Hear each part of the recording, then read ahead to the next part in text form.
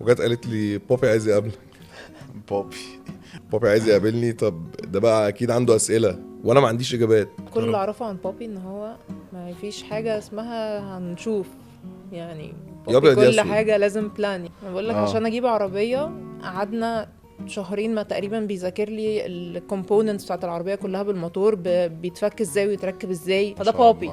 فانا مش عارفه السيتويشن ده هيتعامل معاه ازاي. قعدنا اتكلمنا، ازيك عامل ايه، الحمد لله، ايه قول لي بقى، كلمني عن نفسك.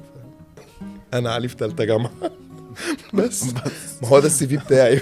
معايا صد ربنا ما عنديش حاجه ودعوة امي. والله ما عندي حاجه اقدمها لك في البورتفوليو غير هما الكلمتين دول. أيوة. انا علي في ثالثه جامعه. قال له بص بقى، انا هقول لك كلمتين عشان نخلص الموضوع ده.